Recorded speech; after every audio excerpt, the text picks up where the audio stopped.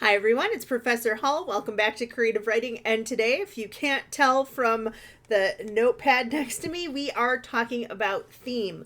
So, as with some of my other lectures, I'm doing a little bit of typing on the side. So if you're watching on your phone, you may not be able to completely see everything. I'm going to drag this over just a tiny bit and maybe get rid of these. There we go. Open up our space a little bit for our notes. So I try to use a bigger font, but if you're having problems, just my recommendation would be to wait till you can watch it on a computer or laptop. So, theme. There's a little bit of a debate about theme and whether or not you should write with a particular theme in mind or whether you should kind of let your story tell and develop a theme and then and let the characters in the plot do what the characters in the plot are going to do. Some writers like to start with a specific theme in mind and some don't. I think my biggest thing is that if you are going to have a theme and then a message kind of coming out of that theme, that it should not feel forced. And some of my books I have done where I don't really have a theme in mind, and others I have done where I have a pretty specific theme in mind that I want to convey to the reader. So I was talking in another lecture about my book Smothered, and we're going to look at some excerpts of that, and I'll show you kind of how I wove a particular theme throughout the book, and how that kind of played out. So, what is a theme before we jump into all of that? A theme is different than a message, and it's essentially an abstract concept that adds depth of meaning to your story. So what are some examples of themes? Some examples.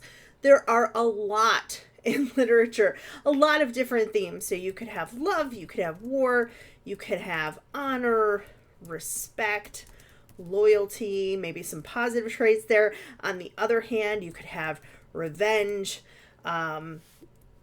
betrayal, if I could type correctly today. Maybe you have the theme of friendship. Maybe you have the opposite and you have the theme of isolation. I talked about that with my book Always Jessie, and how I deleted some scenes because they really didn't have her as isolated as she needed to be.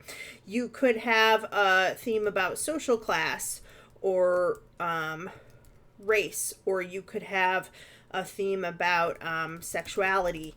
You could have an exploration of nature, coming of age, heroism is another common one. I'm trying to think. Good versus evil, death, life, etc. All of these are large abstract concepts. And because they're abstract, you can convey your theme in a number of ways. And when you are working with one of these themes, some people then like to take it one step further and have a specific message for their reader. Sometimes this is called a message, and certainly when you're reading, you might think about what the message is that the author is trying to send you. But for a lot of authors, what they call this is their theme statement. So a theme statement is essentially the message the author wants to convey about their theme. And again, you can have one, you don't have to. It's kind of up to you. I'm going to be asking you to have one, or at least a theme in mind. Maybe not a message, but a theme in mind as you write. Some people think that this makes things too didactic. That's a word you've probably heard me use before. It means that you're deliberately teaching someone something. And what happens when you have that occur is that it's not as sometimes it ends up detracting from the story. I'll put it that way. It hurts your story, and the storytelling ends up coming second instead of first. So really, your story should come first. You should be conveying your theme through your story, and we'll talk about how to do that in a minute. But what the author wants to convey about the theme, you can think about that before you go to write. So let's think about let me pick. Let's go with nature. So I'm going to do a couple different thematic statements here. So let's say that to take the theme a little bit further, I have this idea of nature and country life versus city life. And maybe what the author wants to say is that living a quieter I almost wrote a quitter. Living a quieter life in a rural area surrounded by nature can be more fulfilling than a busy city life. So that is a thematic statement. And how would I kind of show this in a story? Let's just do a quick sketch of a plot line here. So, Jim goes to visit his cousin Jeff on a farm in the country. As soon as Jim arrives, he feels calmer. He sits on the porch watching the cows graze and considers how much more peaceful this is than his life in New York City. Talks to Jeff about how he dislikes his job and how he loves that the country doesn't smell like sewage and construction. Okay, so it's kind of like a little scene. There's not exactly a plot there, but you can kind of, you notice, I don't have a sentence that says this directly, right?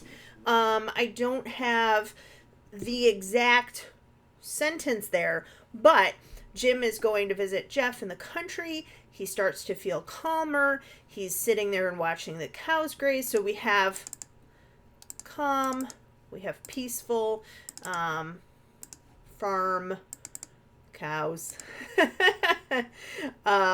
He dislikes his job, so his city life is not fulfilling to him. The country doesn't smell. We get a little bit of imagery there. And then maybe I have something like, Jeff agrees he used to live in the city as well. He's much happier here. At night, they sit under a tree. Maybe let's have them drinking beer and watching the stars, which they could not see in the city. Okay, so happier, sitting under a tree. There we have our nature and looking at the stars, watching the stars. Okay, so I highlighted a few things here. This is how our theme would come through. It's pretty apparent that the person writing this, or at least the character Jim, you know, you don't always have to agree with your characters. I happen to feel this way about my little farm that I live on, but that's fine. But we have the idea that Jim is liking this calmer rural life, and he might be considering it. If this were a book, maybe maybe I'd have him move out with Jeff and see whether he likes that life better. Maybe I would show before he goes to visit Jeff in the country, I might have a scene of him being stuck in traffic. I might have a scene of him being at his job and being yelled at by his boss. Then maybe he's hit by a cab while he's trying to walk across the street, and he's actually one of the few people in New York City following the traffic rules. Maybe he starts having asthma because he can't breathe in that city air all the time with all the cars going by and stuff like that. So those are some ways that you could work this theme in, showing what his life is like first, showing what the country is like, showing the appeal of the country. Why does he want to move there? That would be driving your thematic statement or your message that living... I'll just make this darker here, different color. That living a rural life can be more fulfilling. And I would think too, beyond just the calmness, you would have to have things like relationships that show maybe he was really disconnected from his neighbors before. Maybe in this farming community, everybody knows their neighbor, which happens very often. Maybe you have him start going to community events. Maybe he finds passion for doing something. Maybe he thought he was going to grow stuff and he ends up becoming a beekeeper. I don't know. However that might be.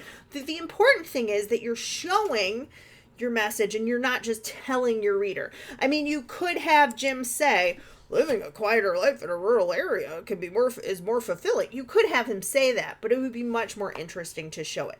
So let's take this idea of nature and do it in a little bit of a different way. Scanning down here a bit. So I have a different thematic statement. And I'm coming up with these off the top of my head, so I have to think for just a second. But the idea maybe that nature is kind... let me reword that. Nature can be kind or cruel, but you can never control the forces of nature. It's not the most original thing in the world, but you kind of get the idea. Okay. You can never control the forces of nature. So what I would assume, if this is my thematic statement, before I get into some plot points, I'm going to guess that this person is going to have someplace in their story a conflict that features, if you can guess, man versus nature. That's what I would guess based on that thematic statement.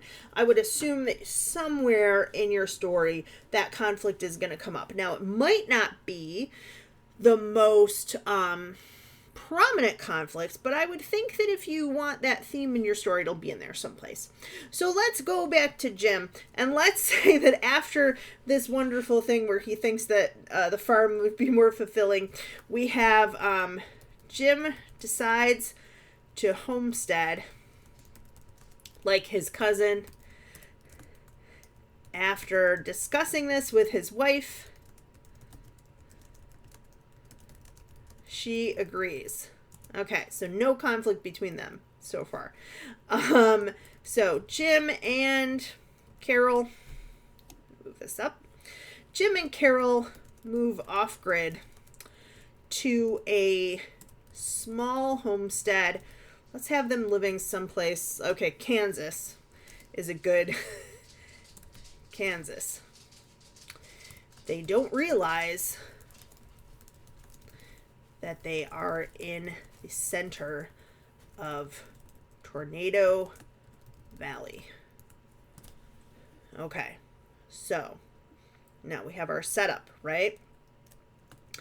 After working for months to build a house, plant a garden, and raise livestock, everything is wiped away in a tornado. Jim and Carol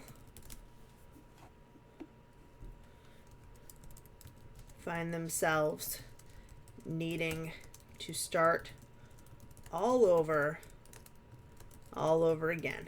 Maybe that's kind of my turning point of my story, and it would maybe go on from there. Now, do I have anything in here saying you can't control the forces of nature? No, I don't. But I have this setup of this guy from New York City who's going to be on a homestead, and he's there with his wife. They don't realize that they're in a kind of dangerous area. Put Jim and Carol. They're in it together. They don't realize that they're in a dangerous area. They're working to start this new life, and then everything is wiped away. Then we have them kind of facing, do we do this all over again? Do we not? Do we go from here? Do we maybe at this point we have some conflict between Jim and Carol, because maybe Carol's not too happy Jim talked her into this. Maybe she thinks if he had had a better built house that not everything would have been wiped away. Maybe we find that one of them has been injured in this attack of nature that they can't control. Maybe something else happens. After the tornado, they're trying to rebuild, and then there's a wildfire, right? Or something of that nature. That's a pun. Yeah, but you can kind of see, I made this almost as if it's one story, right? But you can kind of see two different short little narratives here, and two completely different, the purple's bothering me, but two completely different thematic statements. Same theme, two different, totally different messages, right? Now, you could have that happen with really any of these. You could have one story that looks at revenge and says, revenge is sweet and we should go after it. If it's just, you should fight for justice, and then you should find revenge if the justice system fails you. You could have another story featuring revenge where the author is saying, revenge is not worth it, and it only hurts you. It doesn't hurt the other person. That could be two different thematic statements you could come up with based on that same theme. So the choice really would be up to you. But how do you weave a theme through? Let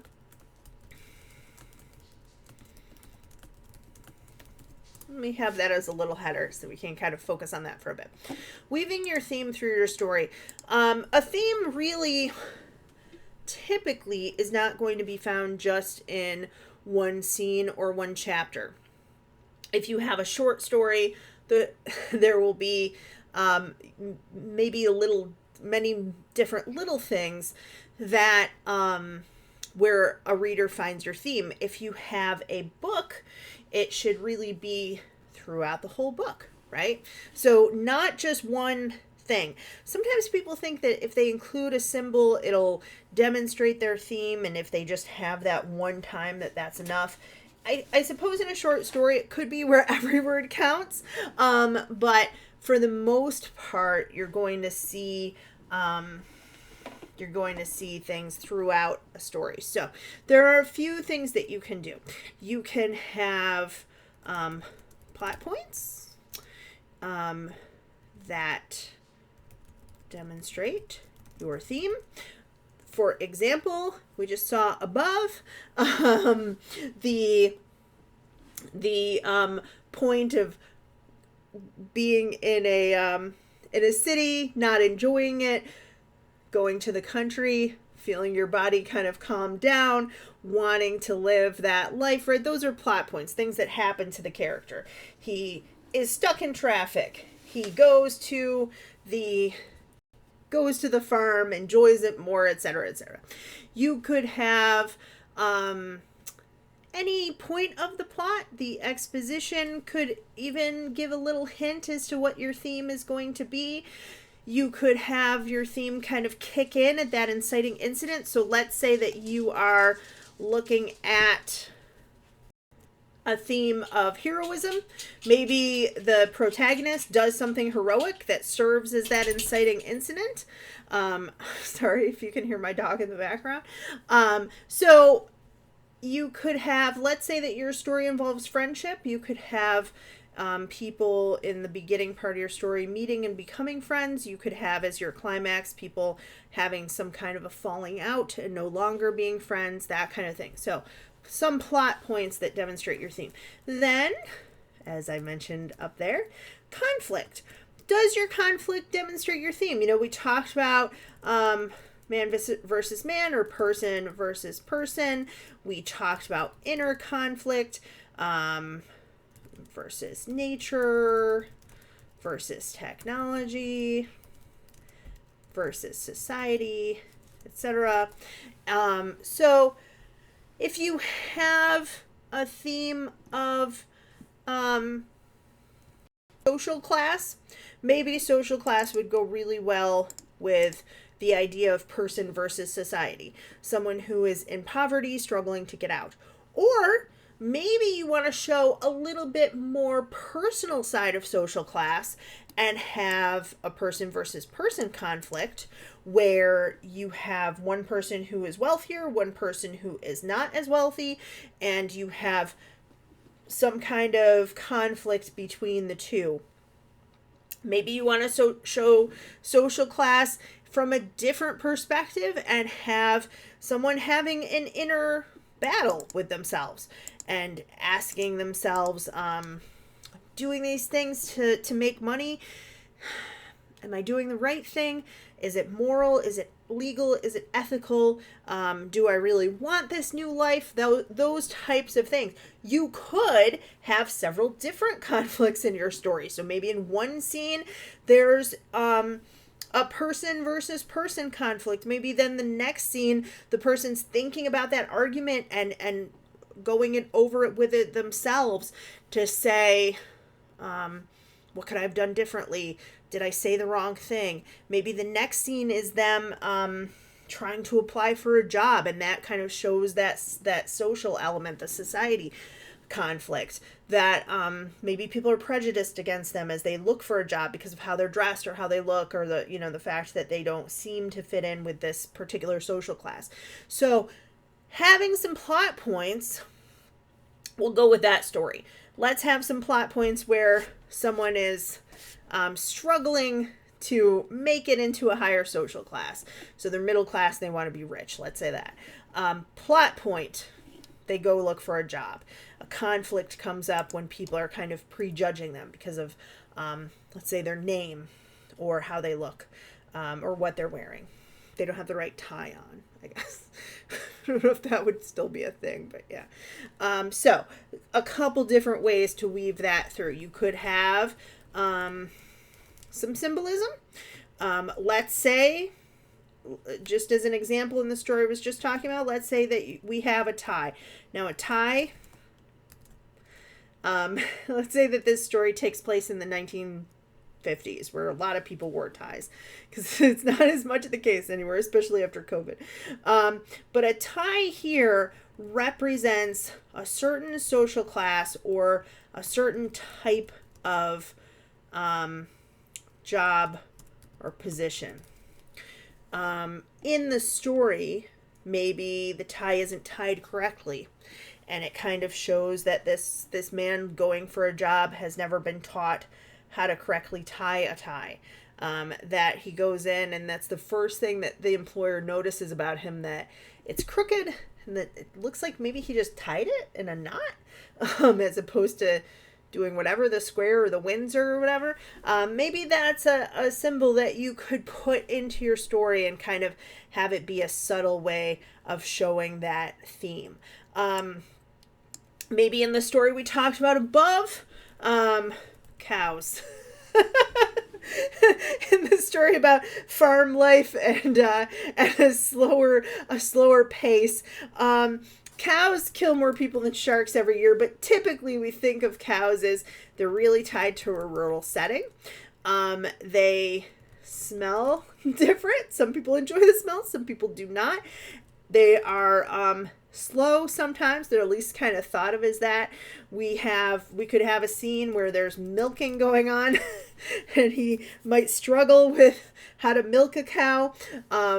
We might have a scene where a cow gives birth And that kind of shows that he's becoming a more seasoned farmer.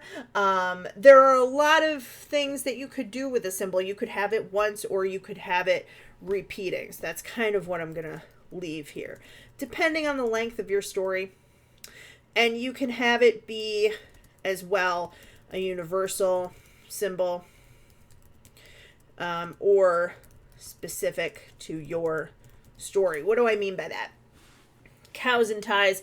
When I say something like a cow, you immediately get a picture in your head. You probably think of certain things, right? You think of a farm, you think of milk, that kind of thing. When I say wearing a tie, you might think of, okay, a formal event, wedding, graduation, job interview, funeral, right? People dressing up a tiny bit, right? If I said a tuxedo, you'd get a very distinct picture in your head. Then there are things that might just be specific to your story in particular. So something like the character has an object that means something special to them. For example, okay, my husband was using this desk earlier. This is his little X-Acto knife, and he is using it to create, if I can find it, now I'll have to tell him I talked about him in the thing. He does these little minis. He gets them or prints them and then kind of, I hope I didn't break it. But he gets them or prints them and then carves them in to have a little bit more detail. I'll hold it up for the camera. There we go. You can see he's working on this guy's hair at the moment. And then paints them, and it's a little artistic thing that he does. He's very artistic. He draws and paints really well, and has these minis that he paints pretty intricately. So if I had that in a story about him, it would be to show the X-Acto knife. Maybe it's his precision. It's an attention to detail. It's a side that's both artistic but also very meticulous. And that would be specific to the story, right? It's something that shows you something about that person or about that character. It's not necessarily, if you have an X-Acto knife in a story, it might just be an X-Acto knife. Maybe somebody's using it to cut open a box, right? In your story, that might mean something different. Maybe somebody carries an X-Acto knife because they're a little bit violent and they don't want to have like a real weapon on them, right? Something like that. So you can have it be specific to your story. There are other things that are universal. Colors are pretty specific. Green, very often green could be envy. It could also be calmness. Green is associated with nature a lot of times. Red could be passion, fiery,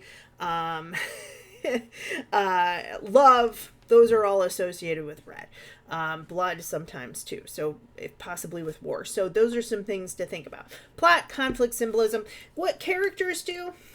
So your characterization, you're writing a story about nature. Do we have someone who is an expert that might talk a little bit about how to go through a forest and know the difference between a mushroom and a non-edible fungi? Toadstool, that's the word I'm looking for. Maybe we have a character who's bent on revenge. Maybe we have a character who's very loyal and then their loyalty is tested, and that goes along with that theme. The characterization and what the characters do, how they look, how they act, what they say, all of that kind of thing is going to play a role in that. Really, the other things that we've talked about, the setting, what imagery you choose to include or not include, the setting can play a large role in your theme. If you have, not Jim and Carol, I want to go up to one of the other, sorry for scrolling. Okay, let's say that we're looking at isolation. Okay, could this setting be a large city where people feel isolated even though they're surrounded by others? Might it be a very, a lighthouse? Lighthouses are very isolating. If you live in a lighthouse, it's just you and the lighthouse and the fish, essentially. If you have the theme of isolation, maybe they're up in a northern area, shut in by snow, and they can't get out, and that's quite isolating. That's been part of a number of locked room kind of murder mysteries or thrillers where people can't leave the area they're in. Maybe they're on an island. Maybe they're deserted on an island. Whatever the case may be, right? You can use that in a number of different ways to, again, show instead of tell that idea of isolation. Maybe you have a theme that says, it's good to be isolated sometimes and to think your thoughts and have space for that. Maybe you have something that says, oh, it's really not great to be isolated and people need connection. You can have it either thematic statement, right? So imagery, setting, point of view, dialogue. Those are the elements we've talked about, right? You can really weave your theme through all of those things. Maybe you have isolation and your point of view is going to be first person, to really show the person's inner thoughts and feelings, and maybe you have some organic imagery that kind of goes along with that, how they're feeling, what they're thinking, that kind of thing. Maybe you have a little bit of dialogue as people try to reach out to them, and maybe you don't have as much dialogue if you just have one character alone on an island, maybe talking to themselves, or a volleyball, as the case may be. So let's take a look at an example. If you can't tell from the very large title, this is from my book Smothered, and I did not use this for any of the readings before and after, because to be honest with you, there really was not a before and after for this book. This book kind of came out the way the book came out, and I proofread it. And when I did that, I did a little bit of line editing, but essentially, I wrote it during NaNoWriMo, if you've ever heard of that, or NaNoWriMo, National Novel Writing Month. I wrote it during the first half of National Novel Writing Month in November, and then I proofread it, and then it was published. And they proofread it to my other. We put it through for my company, but my I have an editor as well, and they proofread it.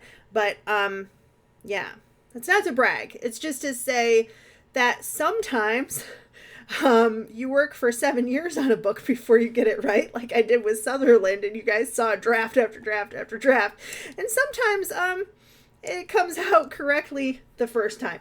So I'm gonna I'll show you guys, and I guess I'll just talk it through instead of having also notes, because I don't want to clutter up the screen too much.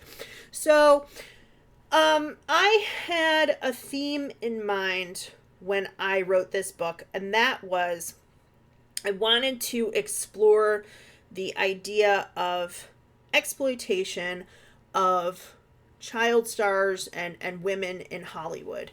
And I guess I did have a thematic statement to kind of say that the media and the public are part of the problem. I guess that's how I will put it. So I had kind of this twofold theme. First, to say women and children, and especially female children, are being exploited in Hollywood in really horrific ways. And then two, the media and the public responding to the media were part of the problem. So how did I start conveying this theme? Let me scan to page, let me see, where do I want to go? Let's go to page 5. This is page 2. Okay, so right from the get-go, let's start with talking about point of view. The point of view of this book is a little bit different. What we have are, it's a a girl, Kitty Holbrook. She was kidnapped and then went missing and then was later found to be murdered. That happened 15 years ago, before the book takes place. So a tabloid, an online tabloid, that may or may not have been kind of a mixture of BuzzFeed and the Smoking Gun, has gotten a hold of this information, and they are presenting it. So you have their point of view at the beginning of each chapter, before and sometimes in between these documents, which have really almost no point of view. And I'll show you that in a second. So here we go. I'm not going to read you so much, but I will read a little bit. Hollywood Inquirer, your daily online source for celebrity gossip and entertainment, has recently come into possession of crucial evidence in the unsolved murder of child star Kitty Holbrook. For those of you who have been living under a rock for the past 15 years, or those too young to remember the tragedy, Kitty was set to be the next big thing in Hollywood before her tragic death at the tender age of 9. Years later, and the debate over her identity of her killer still rages on. Okay, this is what I hate about online tabloids. We have this thing that's pretty serious, an unsolved murder of a child, and then we have these like flippant statements of like, have you been living under a rock? And then we also have like that kind of combined with tragic. So the point of view here is this editor who is trying to walk a weird line between salaciousness and sympathy. And if you look at some of these publications, they do this all the time. I don't want to get into like harping on my theme, but they do this all the time. They walk this weird, bizarre line where they're trying to get people to read and they want you to think they're sympathetic, but they're really kind of putting it out. So in terms of media exploitation, I think you can kind of see, I don't have to have a character saying the media really exploited this girl, because you're seeing the media exploit this girl and her death. So they talk about her. Sorry if your eyes are going. There's some language here, just as an FYI. Then I decided to have, at the end of each chapter, there is a comment section. And here you can kind of see the public being part of the exploitation. So they basically go through in this exposition / inciting incident. It kind of serves as both. The inciting incident being Kitty's death, but then the explanation of here's what happened first, here's what happened second, here's what happened with the grand jury, and but we're going to dig into this case. So here we come to the comments. Happy 4th of July, everybody. Can't believe they dug this stuff up. Was obsessed with the case back in the day. Hope they catch the bastard. The bastard? More like the bitch. Everybody knows the mom did it. Then somebody else says, where is it? Best summer ever! I think the sister did it. She was young, but totes jealous of the little one. Wow, I never considered the sister. She was just 11. So, some of these are paraphrases and inspired by message boards about JonBenet Ramsey, who was a child who went missing and was found murdered. And honestly, I'm going to scan away from some of the language for those of you who it's offending. But honestly, I think that you can see that theme in the comments of, this is a murder that took place. We don't know who did it. One guy's blaming her dad. One guy's blaming her mom. One person's blaming her sister, who, as they then say, was only 11 at the time. And this happened with the JonBenet Ramsey case. The mother has since died of cancer. The father still gets weird death threats. The brother, who was I think 7 or 8 at the time, people suspect him and send him messages all the time. And so, again, I didn't have to have anybody say the media is exploiting children and the public is part of that problem because they buy the media and consume it and comment on it and act like they are a part of the case. But instead, you can kind of see the theme coming through as this story unfolds, and you can see it through this point of view. So then lots of comments on this first chapter. It doesn't all look like this, but I wanted to kind of establish these as characters in the story, so you get their their personalities kind of as they talk each week. So then I have, so that's kind of both the structure of the book and the point of view convey the theme. Then I have some characterization, and I'm going to skim down just to one little piece. I need page 43.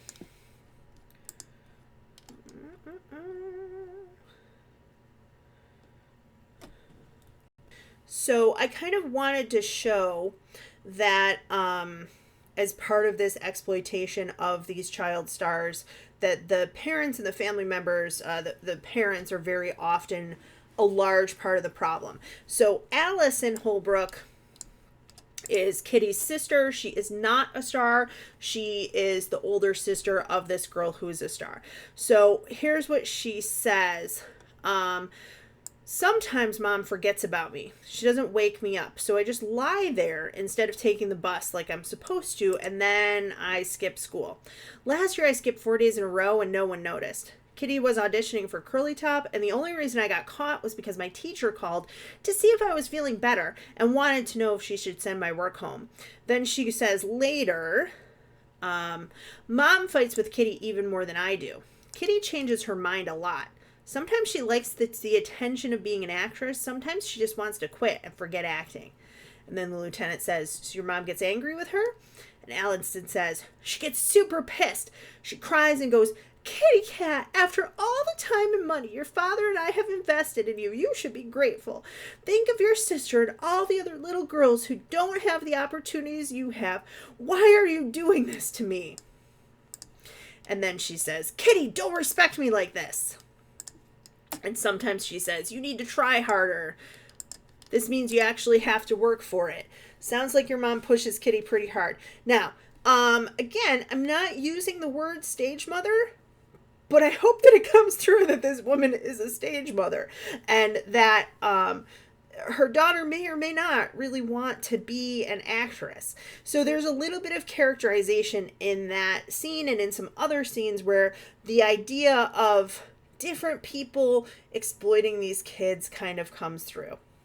Okay, then later on, another piece of characterization, we have Ashley Maddox, who is supposed to be about 19 or 20, and she is a young actress who has made it big. And so she talks here about her sister Amber. She has also just said, I have to talk about my sexuality every day. Of course, I don't mind talking to you, officer. And so she's kind of flirting with him, and he's flirting back instead of questioning her because she's famous, which is sort of the theme of fame is also worked through here. But here we have Amber works as my assistant 20 hours a week since she's just 16.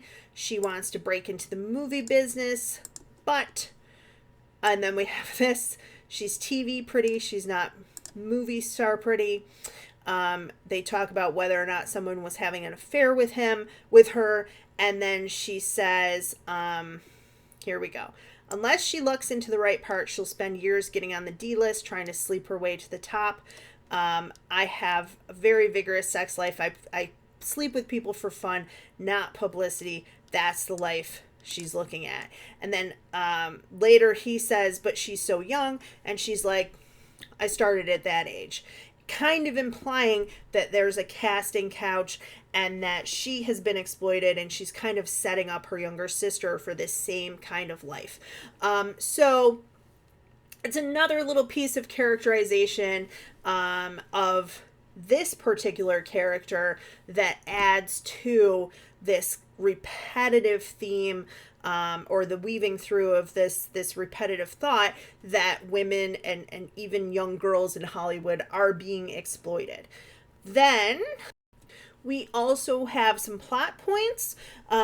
Kitty Holbrook was about to star in a series, and now it's going to star this girl Quinn Jameson.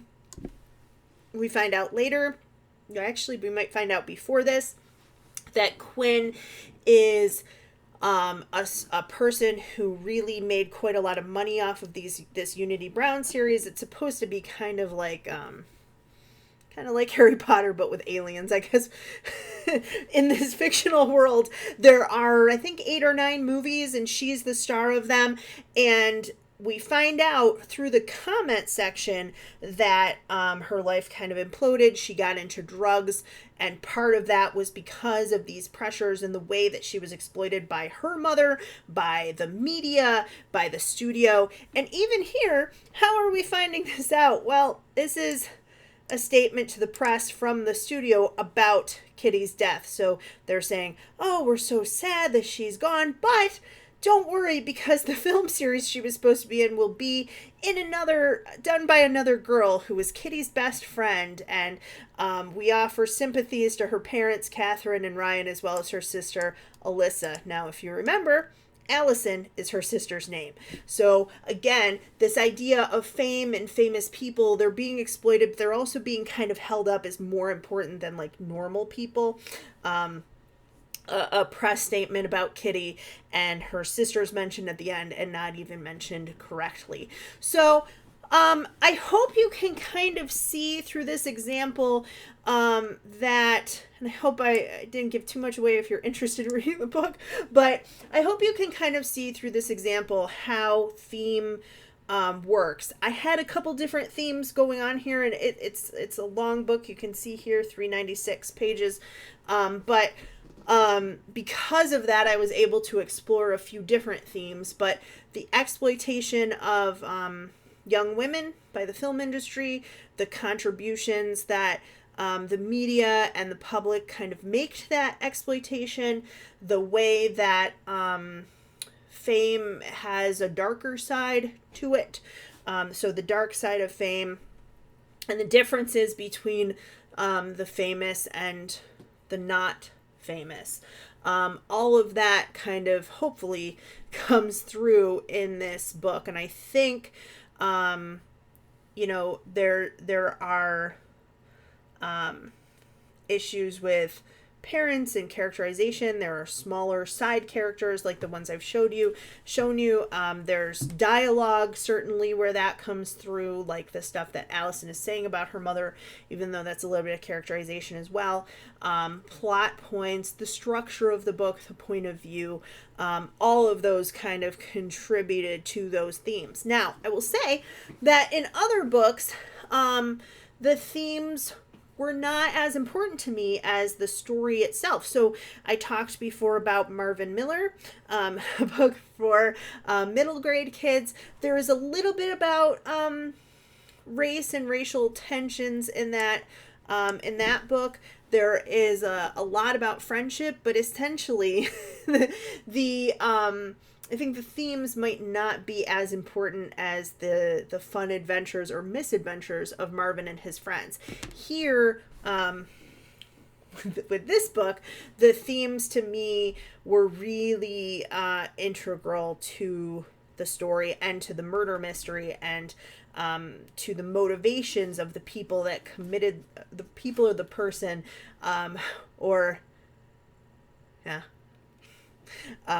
those who were involved in the murder and why it happened and how it happened and all of that. So it's a murder mystery, but and because of that, the motivations and the